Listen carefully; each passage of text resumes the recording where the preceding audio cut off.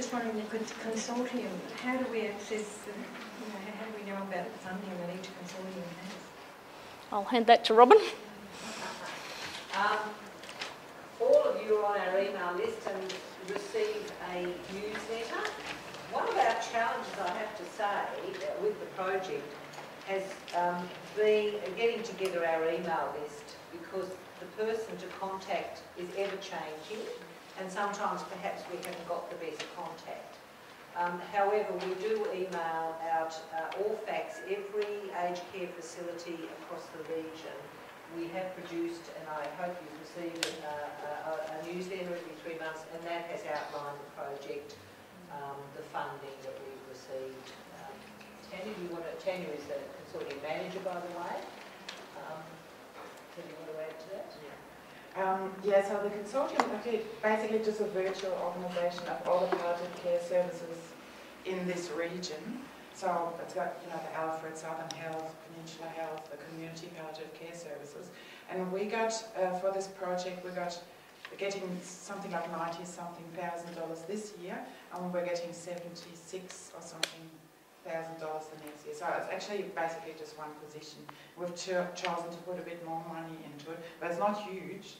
And that's why we're working with the community palliative care service providers that are, responsible for your agencies, so that we can work out, who best does what and how do we best organise it with, very limited resources.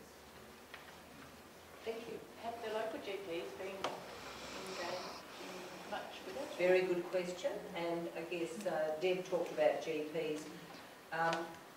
My thoughts around GPs is the way we are planning, and we have to firm it up more, is to invite expressions of interest from aged care facilities who'd like to participate.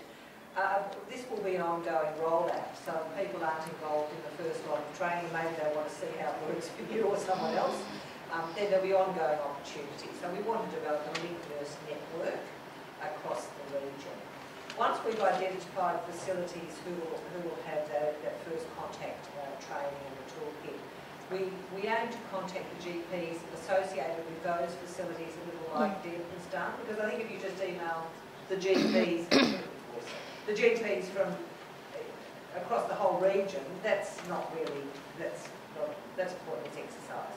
So we'll be, as Deb did, contacting those GPs associated with the facilities who are actually implementing that toolkit, to let them know and to give them some resources alongside that. And in my view, I've worked through the vision as well. That's the way to go, I think. But very important GPs in there.